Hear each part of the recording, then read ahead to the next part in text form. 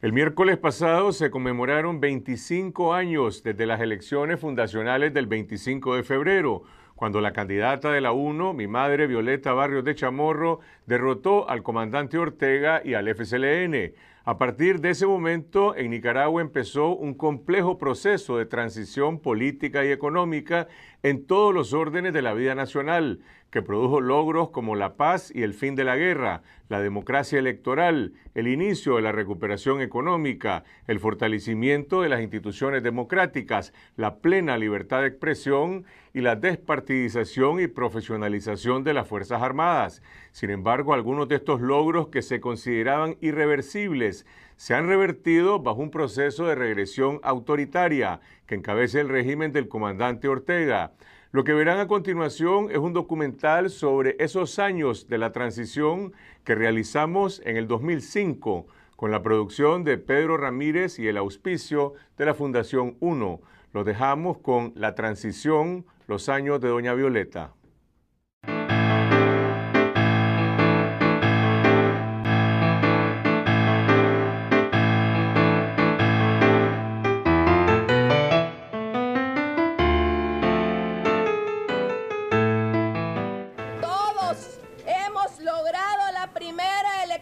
Democrática en la historia de este país.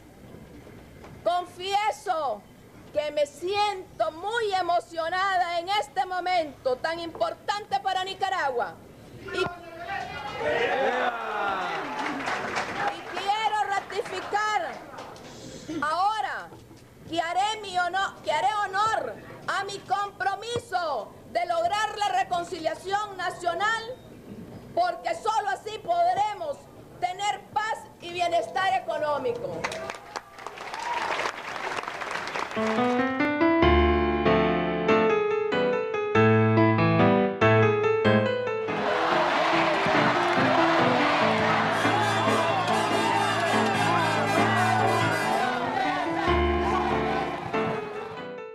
Varios factores se juntaron para que doña Violeta tuviera un triunfo tan fuerte como el que tuvo sobre Daniel Ortega como candidato. Y entre ellos pues, pueden citarse los problemas del gobierno de Daniel Ortega, los grandes errores que había cometido el gobierno sandinista. Después está la intervención de los Estados Unidos, tal vez un factor muy importante, la escasez y la guerra contra que la gente achacaba a la enemistad y el propio gobierno de los Estados Unidos.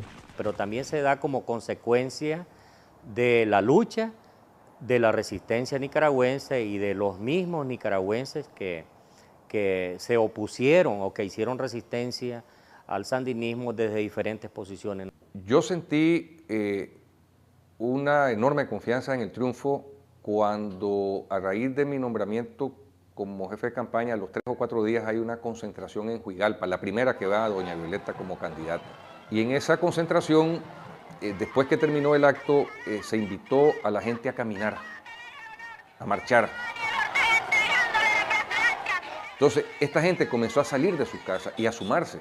Y se fue haciendo una marcha como de 8 o 9 cuadras, que en aquellos tiempos era impresionante. La gente perdió el miedo cuando vio a doña Violeta caminando en las calles.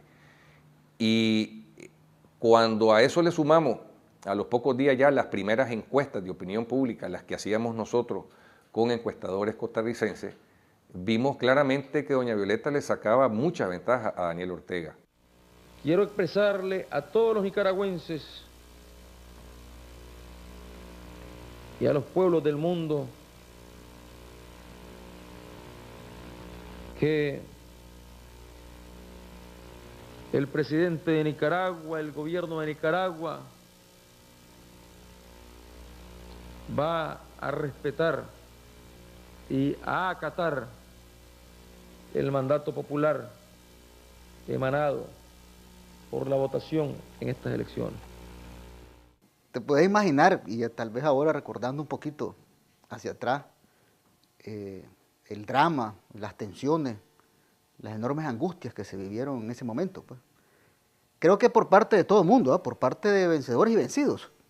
Nadie pensaba que por la medio de unas elecciones, una revolución popular pudiera perder el poder. Se daba por descontado que una revolución popular cuenta con los votos de los más pobres. Me parece que este fue un tremendo error porque la población no votó por clases sociales, votó en sentido vertical, de arriba hacia abajo, y el voto partió a todos los sectores sociales y la mayoría simplemente decidió no continuar con el Frente Sandinista en el poder.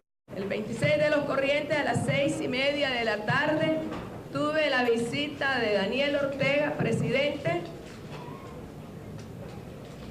acompañado de mi hijo Carlos Fernando Chamorro, actual director del diario Barricada, órgano oficial del Frente Sandinista, para manifestar que él está en la mejor disposición de entregar el poder porque ya lo perdió.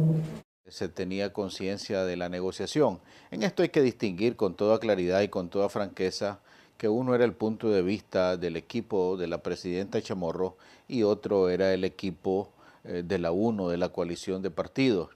La diferencia básica consistía en que la gente de la UNO, de los partidos, tenía una posición más dura respecto a la intensidad de los cambios que debían de producirse y el momento en que estos debían de ocurrir.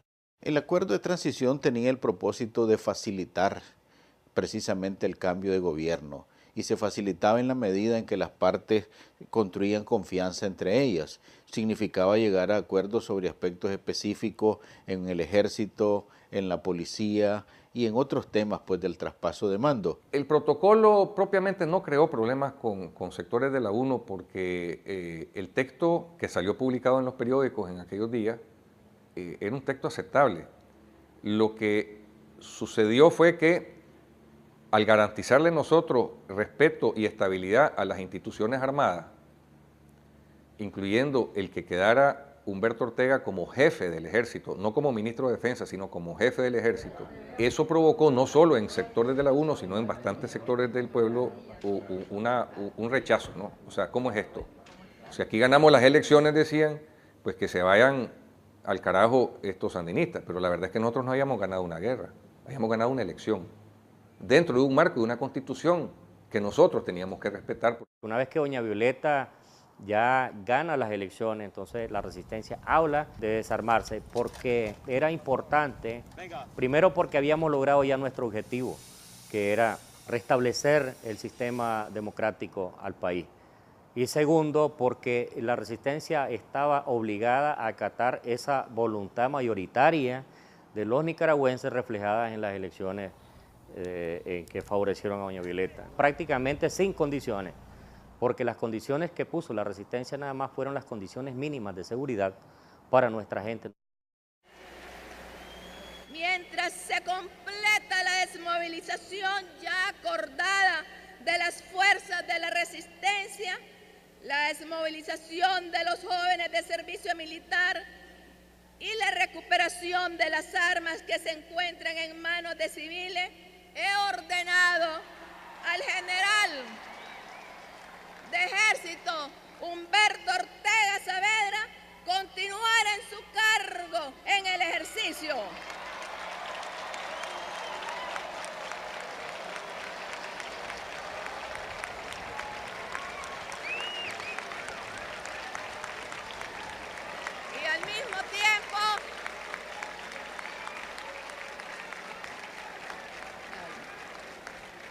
Y al mismo tiempo, el general Ortega deberá establecer un programa ordenado de reducción de las Fuerzas Armadas y deberá garantizar la subordinación militar a las autoridades civiles.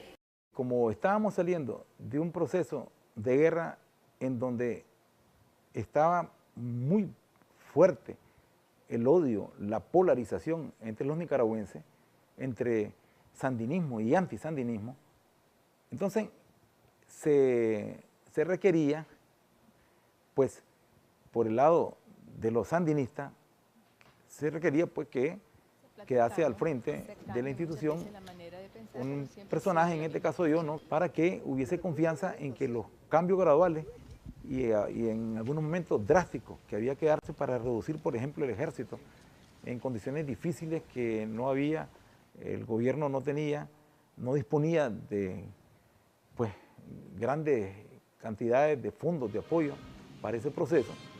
Para nosotros como institución militar ahora, que hemos jugado el rol de la guerra, ¿verdad?, de dirigir la guerra, de hacer la guerra, ¿verdad?, y que fuimos brazo armado y de un partido político, pasar a ser un ejército institucional por primera vez en la historia de Nicaragua, defendiendo la democracia por primera vez que había en la historia de Nicaragua, para nosotros era algo novedoso. La UNO era partidaria de que el general Humberto Ortega pasara a retiro inmediatamente. Este es el tema emblemático. Esto dio lugar a presiones múltiples sobre la presidenta Chamorro, incluso el gobierno de Estados Unidos. La Comisión de Polos de Desarrollo, formadas entre el gobierno y la Contra, llegó a un acuerdo la noche de hoy al definir 23 zonas donde se ubicarán los Contras y sus familiares una vez que se desmovilicen. Se inicia en el Almendro, ¿verdad?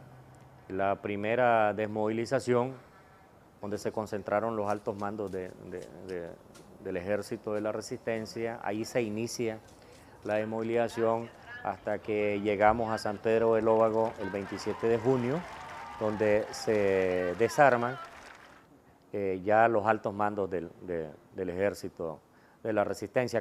Hubo ciertos conflictos dentro de los partidos de la UNO y el gobierno de doña Violeta y el Ejecutivo, en lo cual llegó un momento pues en que una mayoría de los partidos de la UNO nos convertimos en oposición al gobierno de doña Violeta, no a favor del frente, pero en oposición al gobierno de doña Violeta. Las leyes 85, 86 y 88 que se dieron en la transición ya eran leyes que no podían ser detenidas, y por mucho que fueran derogadas ya sus efectos habían sido ya consumado. La desmantelación del gigantesco Estado público que había creado el Frente Sandinista, el Estado era dueño hasta de pulperías, de moteles. Sí, era increíble cómo había ido extendiéndose el problema de la propiedad estatal. Entonces, privatizar todo eso debía haber pasado por una ley de privatización, pero sí para que no pasara esa ley de privatización. Más bien se cambió por un evento que se llamó Concertación Nacional, se montó en el Olof Palme, me acuerdo, con presencia de todos los sectores de la producción del país, político. Al final quedó casi entre el gobierno y el Frente Sandinista.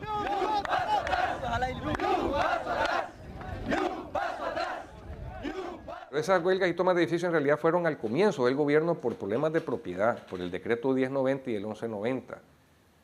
Que el Frente lo sintió como una cosa pues que iba en contra de la revolución, y nosotros teníamos un compromiso de devolver las fincas de gente que no era somocista, y todo eso había que devolverlo, porque si no, este país ¿cómo se iba a levantar?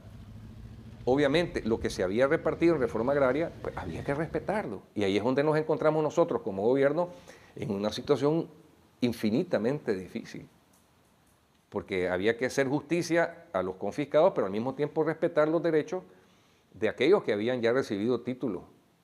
Pero en medio estaban un montón de fincas, empresas estatales del Midinra, que no se habían repartido a nadie y que había que devolver. Y eso fue otro de los eventos dolorosísimos a lo largo de esos años.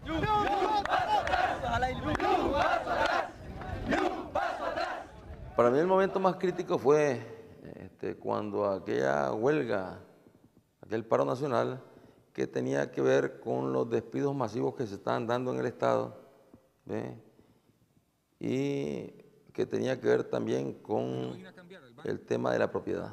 Llega Toño, me lo dijo de verdad, yo te comunico que manda a decir doña Violeta que nosotros nos vamos, no podemos seguir en estas condiciones, aquí están las llaves de la presidencia, ahí está la presidencia que estaba en ese momento enfrente, en lo que había sido el Banco Central, así que agarren ustedes el gobierno. No le digo, pues ustedes son las autoridades, ustedes fueron los electos, ustedes son los que tienen que resolver este problema y vayan a negociar y nosotros vamos a ayudarles a empujar esta negociación. No era Yasser Martínez ahora con 4 morteros y 10 estudiantes, no, eran cientos de personas con barricadas de 3 metros de ancho, de 2 metros de alto, armadas, la contraarmada en la corporación y en otros sitios, me acuerdo en Ciudad Jardín, y el país era un verdadero polvorín. Y hacerle frente a esa situación fue sumamente difícil y yo creo que fue, digamos,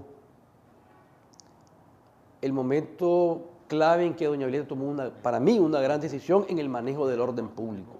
Entender que tenía que gobernar con exceso de prudencia y con exceso de flexibilidad y con mucho pragmatismo y sin los fundamentalismos que a veces, o los caprichos que a veces hemos observado en presidentes posteriores. Del 90 para acá, que me juzguen o que me diga cualquier persona inquieta en la parte, digamos, periodística, libertaria, qué no se hizo aquí, si no se les dio permiso, cuántas radios se abrieron, cuántas televisiones, cuántos periódicos. Yo diría que el periodo del periodo de doña Violeta Chamorro es el periodo de la liberalización económica, pero también de la liberalización política, y es el periodo de auge de la libertad de expresión en Nicaragua, es la primavera de la libertad de expresión. Los primeros 3 años, yo diría, del gobierno de Violeta fueron los años que yo diría más de boom de todos los medios de comunicación en este país. Crecimos muy rápidamente, el mercado se abrió hacia nosotros y empezó a salir el Canal 4 y empezaron a salir el Canal 12 y el Canal 8 después. Y empezó ya la competencia fuerte de la televisión. Dinamitaron la Radio Corporación en tiempos de doña Violeta y no podíamos echarle la culpa al gobierno, porque sabíamos que no era el gobierno, era fuerzas de esas que gobernaban desde abajo.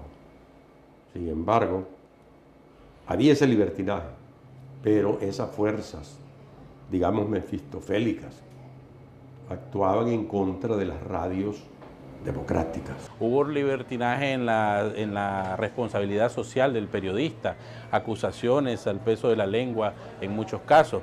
Entonces, todas esas cosas al principio fue como una explosión de libertad y se han tenido que venir, los medios de comunicación serios han tenido que venirse acostumbrando y autorregulando, que no es lo mismo que autocensurando. En otro tiempo se dijo que esto sí valía, ¿verdad?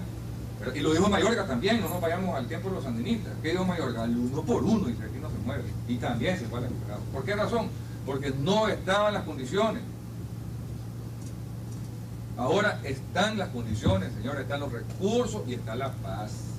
En 1990 nosotros nos encontrábamos con un Estado que tenía un nivel de reserva bajísimo. 3 millones de dólares reportó el presidente del Banco Central del nuevo gobierno. Después de eso teníamos un nivel de exportaciones sumamente reducido,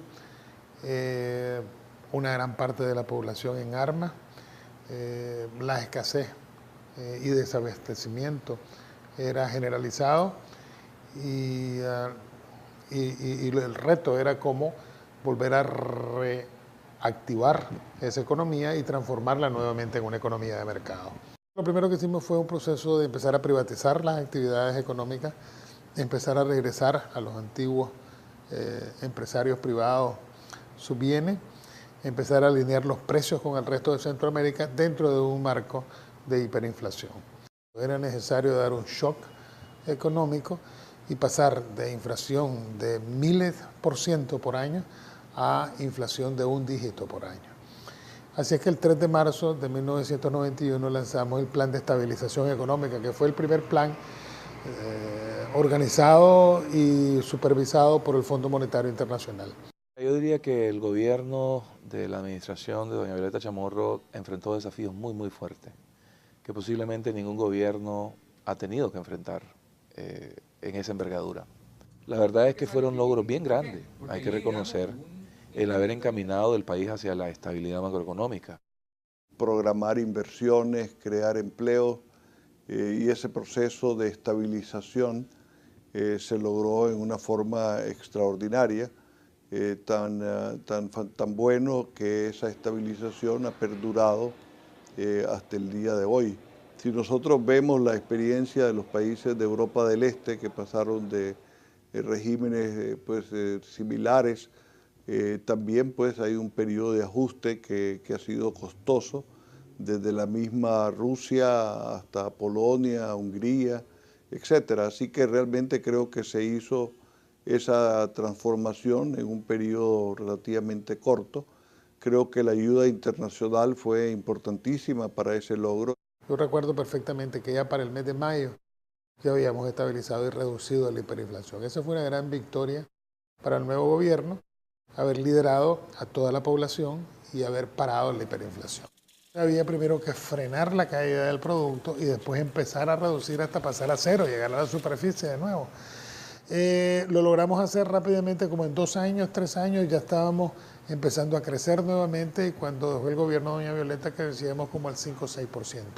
Me parece que se trató de avanzar demasiado rápido en ajustar la economía, en cambiar la constelación de precios, en abrir la economía, definitivamente, y el costo social fue muy fuerte.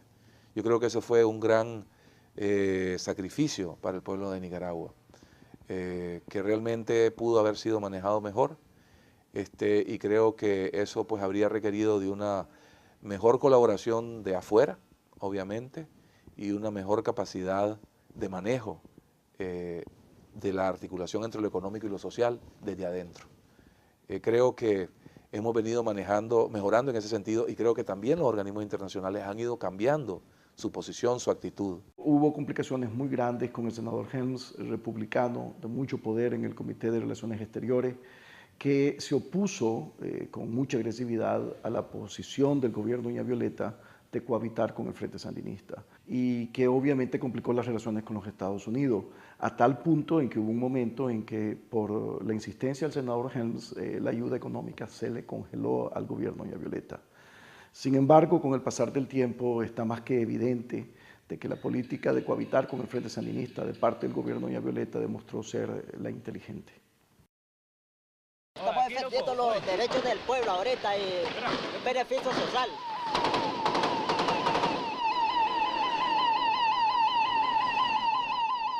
En el campo nicaragüense nadie mandaba. Entonces, en medio de toda esta complejidad y la situación que vivíamos, se comienzan a producir los brotes bastante numerosos de rearmados. Primero de la contra, después de rearmados del ejército. Y después incluso se juntan y se forman los revueltos, los recontran, los recompan, los revueltos. Entonces se comenzó con el gobierno un proceso, digamos, muy agresivo de lograr una pacificación. Era tal la situación en el campo, pues, de inseguridad.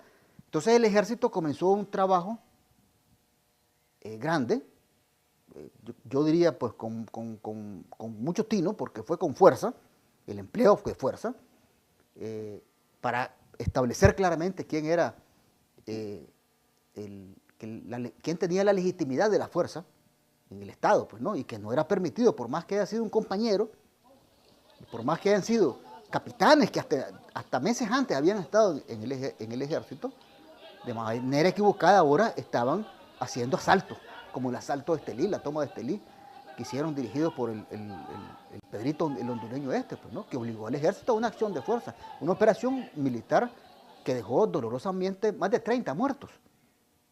Y ahí se dieron escenas y capítulos también difíciles, bien difíciles. En 1993 conocimos una de las situaciones más críticas para el país, porque el gobierno estaba perdiendo legitimidad con fuerza. Hubo una toma de rehenes brutal, recíproca. Por un lado, gente por lo menos próxima al Frente Sandinista secuestró a todo el Consejo Político de la UNO, y en las zonas rurales de Nicaragua un grupo afecto a la resistencia nicaragüense secuestró a varios diputados sandinistas. Creo que ese fue un momento crítico que afortunadamente se resolvió pues creo que con inteligencia y con talento. Hoy, cuando inicio la segunda mitad de mi periodo presidencial, debemos terminar esta tarea pacificadora. Mi deseo es continuar la institucionalización del ejército como corresponde en toda sociedad democrática. Nombrar un nuevo comandante en jefe del ejército el próximo año. El momento del 2 de septiembre del año 93 fue efectivamente uno de esos momentos de gran tensión, ocasionado fundamentalmente por una conversación que tiene doña Violeta con Humberto Ortega, donde ella le dice claramente que ella quiere anunciar que el año siguiente pues, quiere tener un nuevo jefe de ejército. En esa conversación Humberto Ortega le dice pues que mejor espere un poquito, que mejor no anuncie eso, pero ella pues le dice pues no, que es necesario, y terminó esa reunión y me da la impresión a mí de que Humberto Ortega creyó que la había convencido. Y la verdad es que entre ellos dos había poca comunicación, la comunicación era a través mío, pero en esa ocasión yo pedí que ellos dos hablaran directamente porque yo no era el jefe del ejército, es doña Violeta. Humberto nunca nos comunicó a nosotros nada, pues más que el hecho de que sabíamos que querían que se pusiera ya una fecha. Y nosotros atábamos esa fecha a la ley militar y a la aprobación por parte de la Asamblea Nacional de la ley militar. Entonces efectivamente nos sorprendió. Ya Humberto lo sabía perfectamente bien. La verdad que no sé qué fue lo que les pasó en ese momento. Tal vez se le subió un poquito el humo a Humberto en ese momento, ese 2 de septiembre tan horrible, como también a Daniel. Yo dije mi discurso ahí, mis palabritas en el Olof Palme, y cuál es mi susto cuando termino, me salgo para afuera común y corriente, sin guardaespaldas y sin nada, porque no me gustan esas cosas. Y yo me sentí como en un sándwich. Daniel adelante, Humberto atrás.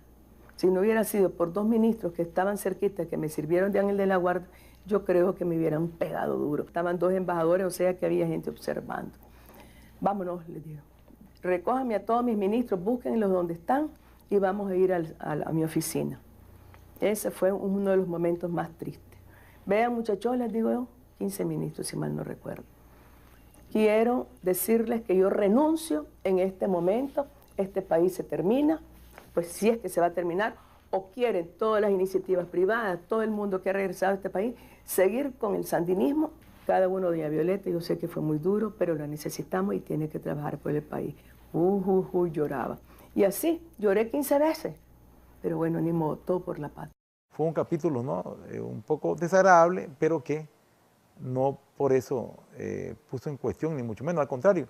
Ese capítulo señaló que eran más profundos los lazos de comprensión de cara a Nicaragua que las incomprensiones que lógicamente se dieron no solamente ahí. Y cumplir fielmente con los deberes del cargo que se ha conferido. Para satisfacer que nadie perdiera cara, al fin las dos partes aceptaron de que el jefe del ejército nuevo iba a ser nombrado ese mismo año, pero la salida del antiguo jefe del ejército se iba a dar hasta el año siguiente, 3 meses después, como quedó establecido en adelante. El presidente de la República promulgará la reforma parcial y en este caso no podrá ejercer el derecho al veto. En la madrugada del día de hoy, en una sesión maratónica contra el reloj, los diputados de la UDC, el Grupo Ramírez y la UNO aprobaron el dictamen de reformas a la Constitución.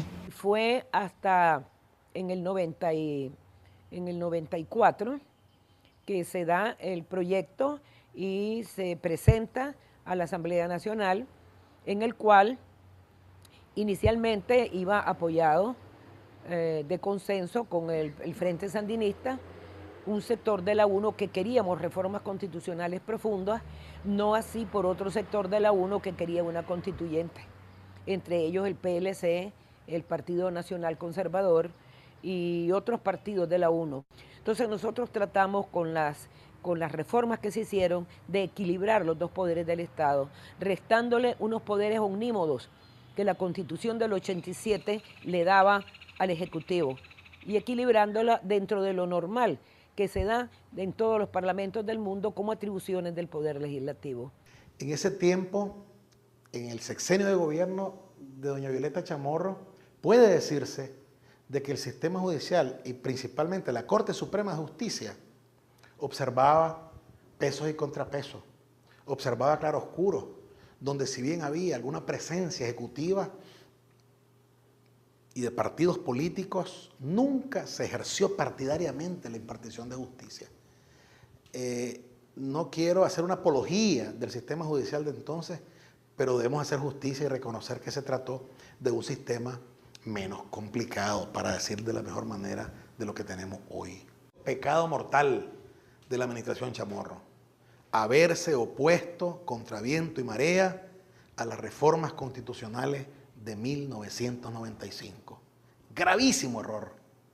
Las reformas, si bien restringían el ejercicio de la presidenta Chamorro en materia de impuestos, Ya le llegó la hora, tenía que cederse por designios de la historia universal. Sin embargo, se aferró el Ejecutivo a esa posición en menoscabo de su propio talante gubernamental. Y la reforma pasó. Pero a esa reforma se le añadieron otras cosas que no necesariamente estaban en el programa original de la UNO, que en mi opinión y en opinión de los que estábamos en el gobierno de doña Violeta, no le iban a traer beneficios al país. Concretamente, por mencionar un ejemplo, lo que se hizo con el Poder Judicial. El Poder Judicial en esa reforma constitucional pasó a ser un ministerio de la Asamblea Nacional. Perdió su autonomía. ¿Por qué razón? Porque realmente en la Constitución del 87, parecido a como es en Estados Unidos, el presidente proponía 3 nombres a la Asamblea y la Asamblea elegía 1. Pero a raíz del 95 en esa reforma se introduce un cambio que es fundamental y devastador. Y es que dice que cualquiera puede proponer magistrado, cualquier diputado. Y el presidente también, si quiere. Se estaba trasladando la unidad de la jurisdicción al Poder Judicial. Se estaba trasladando una organización alrededor de la Contraloría que permitiera verdaderamente vigilar los bienes del Estado, como ocurrió inmediatamente después, quedó en el Contralor quedó en signo opuesto al presidente de la República cuando asumió el doctor Alemán. Y de ese enfrentamiento terminó el Contralor en la cárcel. Pero la reforma además supuso cambiar el régimen político. Pasamos de una economía estatal a una economía de mercado. Igualmente pues se limitaron los poderes del hiperpresidencialismo que tenía la Constitución de 1987. Y esto llevó pues a un enfrentamiento entre los poderes legislativo y ejecutivo, solo que aquella vez el conflicto fue resuelto pues en la mesa de negociaciones, yo creo que con mucha sensatez por las dos partes. Creo que hubieron reformas que están cargadas ya por la batalla electoral y con una mentalidad inhibitoria, excluyente. Desgraciadamente eso pasó ahí.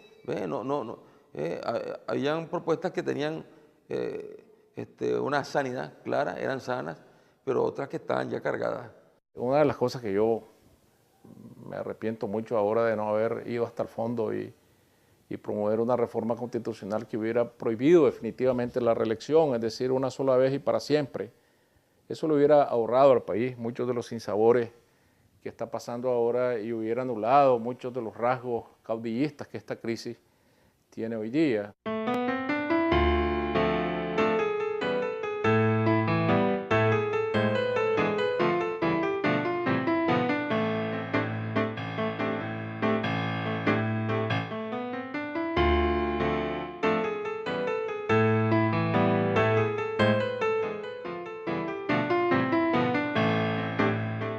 Para mí lo más positivo de la gestión de doña Violeta fue en favor de la reconciliación.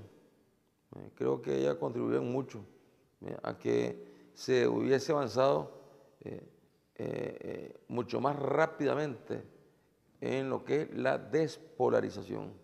¿Quién sabe qué hubiera pasado si el presidente hubiese sido otro de los que se mencionan ahí como candidatos a la presidencia y que se la disputaron a Violeta para la UNO? El gobierno de doña Violeta desde el primer instante mantuvo la necesidad de que sandinistas y resistencia nos sentáramos a conversar, ¿verdad? Y a limar asperezas. Y fue de esa manera que se pudo garantizar y afianzar la paz. Si no se hubiera propuesto doña Violeta empujar hacia ese tema de la reconciliación, estaríamos hoy por hoy todavía matándonos. Fue ella la gran pacificadora de Nicaragua, fue una gran armonizadora de intereses y de puntos de vista políticos, de manera que contribuyó en una forma extraordinaria a crear un espíritu de que los nicaragüenses debemos de armonizar en nuestros intereses económicos y políticos. Se trata de un legado que construyó las bases de una institucionalidad importante y que dio muestras de flexibilidad y de moderación. Pienso que ese es un legado que a medida que pase el tiempo se podrá apreciar mejor y eventualmente se podrá acudir a él y usarse en vez del extremismo y la estridencia que por el contrario no han sido capaces de construir nada para el país. Una figura, como te decía, que despertó la confianza de todos los sectores, y yo creo que habrá que recordarla como la mejor presidencia a lo largo del siglo XX en Nicaragua. He tratado de cumplir con todo mi corazón y entereza el mandato que recibí. Por lo que no puedo cumplir y por lo que me equivoqué, les pido perdón. Tengo la inmensa satisfacción que he cumplido con el sueño de Pedro Joaquín Chamorro, que Nicaragua volviera a ser república.